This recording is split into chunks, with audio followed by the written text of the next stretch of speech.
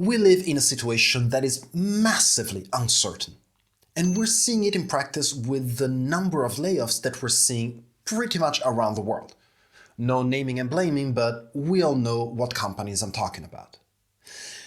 And one could say that that is an understandable reaction from the side of companies because, given how uncertain everything looks, they need to control costs. However, one could also argue that that's not the only solution, and that while it may be effective in the short term, it may be difficult to recover from the effects of that in the short to medium term. So it is understandable why this is the first option as well. People that are the decision makers, that look at numbers, are used to think in terms of strategy, of numbers, and are used to minimize their risk. Anything else that involves investing in something to generate profitability or better performance is extremely risky right now.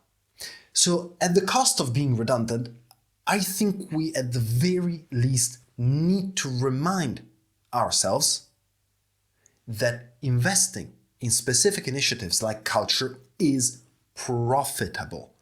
And I'm talking to you, C-level decision maker. I'm talking to you, team lead or HR manager that needs to talk to the decision maker. Look, we're not in these situations for the first time. We've been through crises before, and we should have learned some lessons.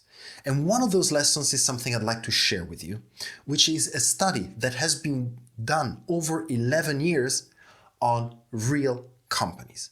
And I'm going to share with you some specific percentages and numbers that justify my claim that investing in culture is profitable.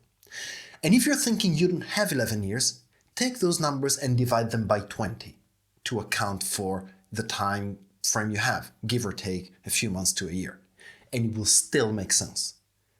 So John Kotter and James Heskett, Kotter, the same one that wrote 8 Steps to Change, decided to look at the difference in financial terms between companies that invested in a good performance-enhancing culture and companies that didn't.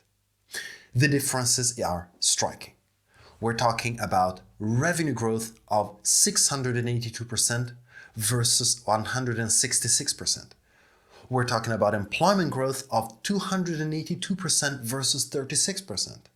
We're talking about stock price growth of 901% versus 74%.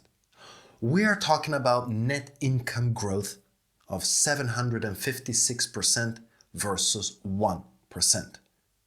So take these numbers that are the financial results that we can reasonably expect after investing in culture and people instead of firing them.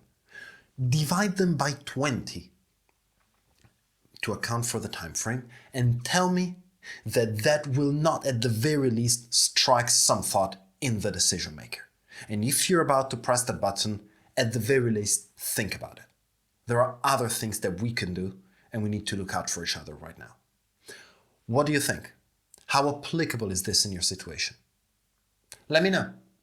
Thank you, and talk soon.